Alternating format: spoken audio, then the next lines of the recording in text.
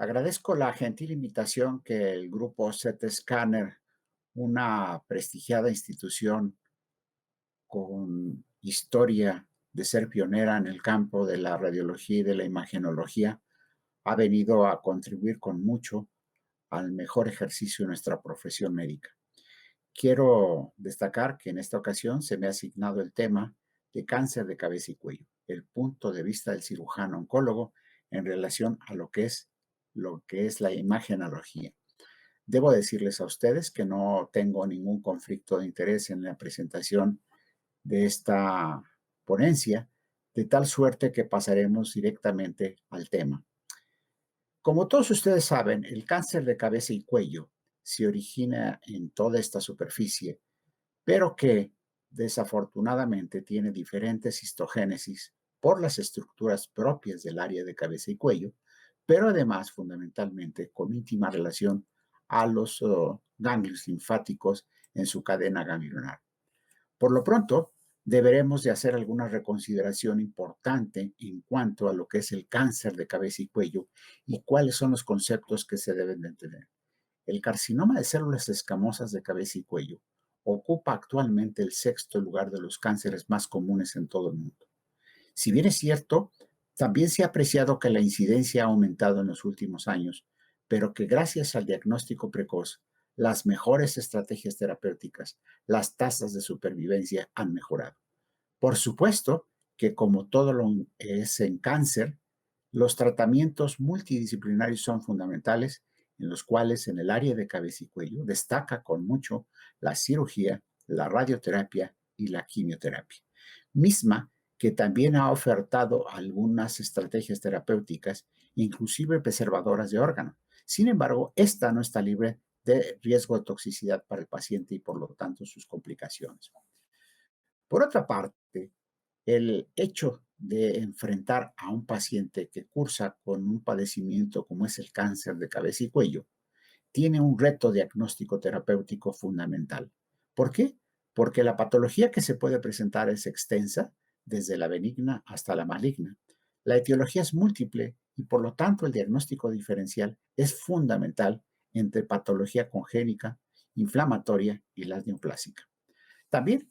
es bien cierto que en esta plática trataré de dirigirme específicamente a los estudios de imagenología.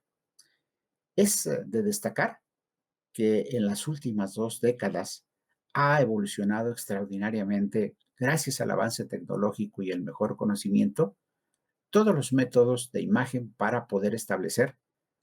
una base importante de datos que nos permita ubicar la lesión, la extensión de la misma, la presencia o ausencia de metástasis. De tal forma que con los años también se ha podido ir uniformando el lenguaje de los radiólogos en cuanto a los reportes de imagen, fundamentalmente en el área de cabeza y cuello, pero en particular en el cuello, con el reciente NIRADS. De tal manera que los criterios son un ejemplo de mayor importancia que ahora tiene la imagenología en la toma de decisiones sobre el cáncer de cabeza y cuello.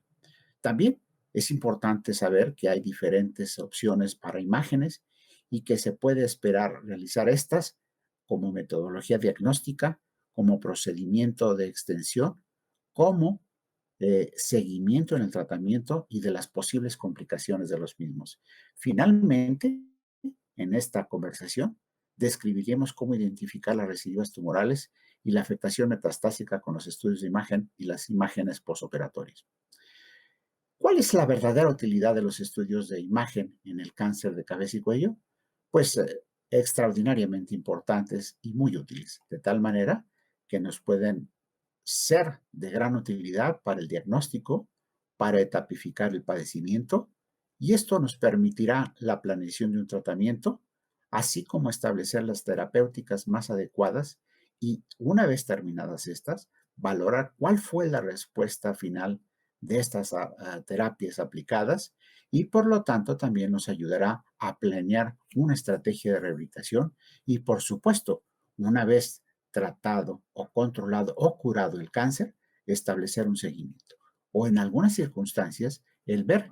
cómo pudiéramos nosotros paliar a nuestros pacientes con este tipo de padecimientos. ¿Qué esperar de las imágenes en la tipificación clínica? Bueno, yo creo que mucho. Creemos que la imagen, por lo tanto, es de extraordinaria utilidad, ya que nos permite evaluar la extensión lo más preciso de la enfermedad antes del tratamiento, posterior al mismo y en su seguimiento, independientemente de la estrategia terapéutica que se emplee. Por otra parte, es importante recordar que la estadificación clínica, basada en la mejor técnica de imagen posible, nos permite valorar la extensión real del padecimiento y que, por fortuna, hoy por hoy contamos con diferentes estrategias. Si bien es cierto, el examen clínico físico es fundamental para poder ubicar la lesión, ya que la mayoría de estas son en las mucosas, muchas a veces no pueden estar accesibles a nosotros, de tal manera que deberemos de tener criterios suficientemente amplios para poder documentar en qué momento podríamos emplear el ultrasonido Doppler, la tomografía computarizada, la resonancia magnética o el PET-CT. Finalmente, los estudios de videoendoscopia nos permiten también evaluar la extensión y la localización del padecimiento. Pero el especialista en imagen en el área de cabeza y cuello tiene un papel fundamental para el diagnóstico y seguimiento de los pacientes con lesiones en cabeza y cuello, especialmente en la patología tumoral. De tal forma que hoy por hoy el radiólogo está integrado en forma armoniosa en los equipos multidisciplinarios para el diagnóstico y tratamiento de estos padecimientos. Pero ¿cuál es la verdadera utilidad de las imágenes en cáncer de cabeza y cuello? Bueno, pues se ha visto que se pueden detectar tumores residuales, recidivas, metástasis a distancias y sin olvidar que pueden existir también segundas neoplasias malignas primarias en el tracto aéreo digestivo y que estas pueden acontecer entre un 10 a 20% de los pacientes, fundamentalmente en el área del pulmón, que son las áreas más prevalentes. También las guías clínicas internacionales sobre el diagnóstico y tratamiento del cáncer de cabeza y cuello sugieren que un seguimiento clínico debe de estar fundamentalmente basado en el examen físico, en los estudios endoscópicos, eventualmente en algunos exámenes de laboratorio, pero sobre todo en los estudios radiológicos que deben de realizarse ante la sospecha clínica de una recurrencia para confirmar o descartar la sospecha y, si esta realmente se confirma, poder evaluar la extensión de las mismas. Estos estudios nos permiten establecer que la sospecha clínica de recurrencia se documente para tratar de evaluar la extensión y establecer las posibles estrategias terapéuticas. O bien, cuando la exploración física es difícil, ya sea por la reconstrucción de colgajos musculocutáneos, fasciocutáneos o cambios fibróticos secundarios a la radioterapia, que no es infrecuente en este tipo de pacientes posteriores a la cirugía. O en el caso de recidiva, en tejidos profundos y tumores propensos a recidivas submucosas, como es el cáncer de la nasofaringe. Contamos con una extraordinaria arma que es la tomografía computarizada, así como la resonancia magnética profunda, la resonancia magnética, la cual ha demostrado ser de extraordinaria utilidad en las lesiones submucosas en los planos profundos y que estas técnicas deberán ser elegidas dependiendo de la localización del tumor. La tomografía computarizada es un estudio ampliamente utilizado en el cual nos permite valorar cuál en la mayoría de los tumores están presentes en diferentes localizaciones. Mientras que la resonancia magnética también es un estudio que está indicado para poder evaluar la posible diseminación perineural. Y finalmente hay otras técnicas avanzadas de difusión, que son las imágenes ponderadas por difusión, que nos pueden ayudar a establecer entre la diferencia de una recurrencia tumoral versus un cambio de fibrosis. Pero no nos olvidemos de la ultrasonografía.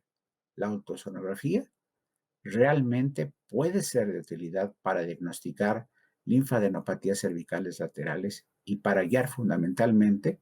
las biopsias por aspiración con aguja fina. Los estudios de tomografía computarizada y PET o PET-CT nos permiten también poder asociarlos a un marcado aumento del metabolismo de la glucosa cuando se utiliza el 18-FGD, que correlaciona con el grado de viabilidad de los tumores y tiene un alto valor predictivo negativo, el cual es muy útil para evaluar la recurrencia tumoral después de diferentes estrategias de tratamiento o para confirmar la sospecha clínica. La importancia del radiólogo en el área de cabeza y cuello, especialmente en el diagnóstico, tratamiento y seguimiento de los pacientes con cáncer, es fundamental. De tal manera que en aras de poder establecer un lenguaje común a todos los radiólogos y que el clínico pueda estar mucho más orientado, se han establecido algunos criterios para los criterios derivados del NIRADS. ¿Qué significa esto? NEC, Imagine, ¿sí? El cual nos permite elaborar una respuesta a las necesidades estandarizadas de las pruebas de imagen de seguimiento. Se basa en el uso de informes estandarizados y esto nos permite una interpretación de las imágenes para que éstas sean más consistentes y que haya una mejor comunicación con otros especialistas y además la estratificación de los hallazgos por su riesgo de recidiva tumoral permiten elaborar pautas de actuación en cuanto a facilitar el seguimiento clínico e imagenológico. De tal suerte que el NIRADS hoy por hoy se empieza a emplear en forma generalizada, en el cual se categorizan los estudios desde incompletos hasta aquellos que son altamente sospechosos de recurrencia o con recurrencia definitiva y que en obvio de tiempo no los analizaremos, pero que vean ustedes, dependiendo de la categoría, va a haber en forma progresiva la probabilidad de incrementarse el riesgo de recurrencia tumoral y por lo tanto tendremos nosotros que tener estrategias en el manejo perfectamente bien documentadas, incluyendo hasta el final las biopsias guiadas por imagen para estudios definitivos. Permítanme aquí presentarles algunos casos interesantes en el cual, por el hecho mismo de la cirugía, a través de una imagen contrastada intravenosa de tomografía computarizada, pueden apreciarse diferentes cambios que nos puedan ver la posibilidad entre fibrosis, ¿verdad? Cambios anatómicos exclusivamente y poder dilucidar si estos son sugestivos de actividad tumoral o no. También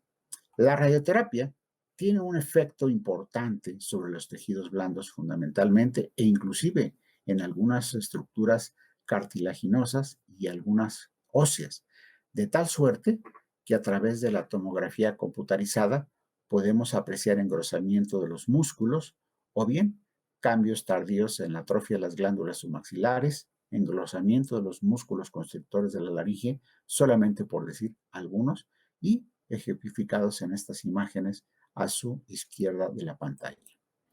Por otra parte, también posterior a los procedimientos quirúrgicos, existe la posibilidad de complicaciones con la cirugía, de tal manera que puede haber colecciones líquidas por la linfa cuando no se ligan los vasos en forma adecuada, los vasos linfáticos, o bien por hematomas, y de tal manera que los estudios de ultrasonido y tomografía computarizada con mucho nos ayudan a poder establecer la localización, la extensión y las características de estas colecciones para poder definir si se dejan evolucionar o bien se deben de tratar en forma dirigida. Pero a pesar de que a veces la técnica quirúrgica es depurada, cuidadosa, muchos pacientes por su grado de desnutrición o por los antecedentes de radioterapia pueden ser susceptibles de sufrir complicaciones a los procedimientos quirúrgicos, sobre todo cuando hacemos cirugía de la vía aéreo-digestiva superior. De tal manera que no es infrecuente que en estos pacientes se presenten fístulas y estas fístulas pueden estar a través de un faringostoma, de tal manera que tenemos que documentarlas para poder establecer el diagnóstico y definir qué tipo de tratamiento será el más adecuado para este tipo de complicaciones. De tal suerte que la tomografía computarizada con contraste intravenoso nos permite perfectamente visualizar lo que son estas fístulas y de tal manera que podamos nosotros ver la localización, la extensión y poder definir qué estrategias pudiéramos emplear para los tratamientos. Estos pacientes, la mayoría de los cánceres de cabeza y cuello, ocupan consolidar los tratamientos locales y regionales, muchas veces con radioterapia, de tal suerte que la osteoradionecrosis es un factor de riesgo importante, fundamentalmente en los pacientes que tienen mandíbulas delgadas, atróficas, o en aquellos que tienen procesos radiculares, o bien aquellos que se han empleado alguna estrategia terapéutica como pudieran ser los regeneradores de hueso, y eso es importante que nosotros lo tengamos en cuenta. De tal suerte que la tomografía computarizada a través de las técnicas de ventana ósea nos permiten establecer las características de las lesiones y poder establecer el diagnóstico de osteoradionecrosis, su extensión y valorar en el futuro los tratamientos que se debieran de llevar a cabo. Sin embargo, fíjense ustedes que además de que en algunas ocasiones puede existir condronecrosis, como este es el caso aquí, el cartílago a nivel de la tiroides, como ustedes pueden apreciar, el cartílago laríngeo, puede estar afectado por recurrencia tumoral o por la condronecrosis secundaria a los tratamientos de radioterapia. De tal manera que la tomografía computarizada con cortes axiales nos permite establecer perfectamente bien el diagnóstico y poder actuar en consecuencia. Por otra parte, uno de los ejemplos de la utilidad de la resonancia magnética es la radionecrosis cerebral, que puede presentarse en algunos tipos de tumores cuando son tratados desde el punto de vista quirúrgico o bien cuando son tratados con radioterapia. De tal suerte que la resonancia magnética nos permite poder definir precisamente la localización, la extensión y las características de esta radionecrosis cerebral, como ustedes pueden apreciar en este estudio perfectamente detallado, de tal suerte que es un implemento importante como para poder establecer el diagnóstico de lo que está aconteciendo y a través de ver las lesiones con su edema perilesional nos permite también considerar la posibilidad de una recurrencia tumoral a nivel cerebral. Pero las reconstrucciones quirúrgicas de cabeza y cuello son complejas, de tal manera que se emplean muchos colgajos que pueden ser locales, regionales o a distancia con microcirugía. Esto altera la anatomía fundamentalmente de la región que se pretende reconstruir en muchas ocasiones y que es difícil a veces diferenciar entre una recurrencia tumoral versus cambios postquirúrgicos propios por el procedimiento. De tal manera que en algunas ocasiones, cuando se sospecha de la recurrencia o bien cuando se hacen estudios de seguimiento, se puede considerar la posibilidad de una recurrencia en los márgenes del colgajo, porque a veces el mismo colgajo obstruye la visualización y la palpación de las lesiones, de tal manera que una tomografía computarizada con contraste intravenoso nos permitirá en un momento dado poder definir perfectamente bien qué podemos hacer y si debemos actuar en consecuencia ante la posibilidad de una recurrencia. También es muy importante el tener un seguimiento del tumor primario en los tumores de cabeza y cuello, especialmente en los carcinomas escamosos, de tal manera que muchos tienden a diseminarse por vía linfática al territorio ganglionar cervical, de tal manera que el uso del ultrasonido Doppler y la tomografía computarizada nos permite perfectamente establecer la presencia de la linfadenopatía de nueva aparición y que esta, con las características propias a través de un ultrasonido, nos permite establecer la posibilidad de que sea una enfermedad metastásica cuando se encuentran lesiones hipogénicas, heterogéneas, por la necrosis con vascularización periférica a través del Doppler, que es extraordinaria utilidad en cáncer de cabeza y cuello. Con esto, y en obvio de tiempo y en parte por lo que se me ha asignado para poder a ustedes presentarles cuál es la importancia de los estudios de imagen en el cáncer de cabeza y cuello, quisiera que nos lleváramos algunas consideraciones a casa. Primero, el seguimiento de los pacientes tratados por cáncer de cabeza y cuello debe incluir siempre estudios de imagen. ¿Para qué? Para confirmar una sospecha clínica de recurrencia, para verificar los cambios posteriores al tratamiento en el cuello que son difíciles de examinar y para una posible recurrencia profunda, para la vigilancia de los tumores propensos a recurrencia submucosa y siempre considerar que los hallazgos de las imágenes post-tratamiento son difíciles de interpretar, de tal manera que es importante que nosotros estemos familiarizados con los recientes criterios del NIRADS, que son una herramienta fundamental en el manejo hospitalario. También nos pueden ser de extraordinaria utilidad para interpretar correctamente las imágenes, ya que el radiólogo debe de conocer el tipo de tratamiento que ha recibido el paciente y los cambios que este tipo de terapéutica pueden ocasionar a los pacientes. Es cierto que la tarea del radiólogo es fundamental como el equipo interdisciplinario en el cual se integra para el manejo del cáncer de cabeza y cuello. La tarea del radiólogo es determinar el sitio del tumor, la extensión del mismo, el volumen de enfermedad, la diseminación ganglionar y extraganglionar si es que ésta está presente, diferenciar el tumor de algunas áreas de inflamación y, por supuesto, contamos también con las habilidades y las destrezas de la radiología intervencionista, ya sea para la biopsia o para la terapéutica en algunos casos muy concretos y específicos, que no es el motivo de la presentación. Yo quisiera también que nos lleváramos muy claro que el radiólogo y las imágenes pueden ayudarnos a nosotros, los clínicos, ya sean oncólogos, cirujanos, radiooncólogos, oncólogos médicos, a determinar mejor la ubicación de los tumores, confirmar o descartar algunas enfermedades, evitar las complicaciones, la evaluación de los puntos claves desde el punto de vista clínico y detectar muchos de los puntos ciegos endoscópicos que en algunas ocasiones no es factible de poder visualizar a través del endoscopio. Se debe de hacer siempre que se trata un paciente con cáncer, independientemente de la terapéutica o de las terapéuticas concomitantes, hacer un seguimiento de los hallazgos inesperados para evaluar los cambios y deben de estudiarse con otras técnicas de imagen para analizarse histológicamente.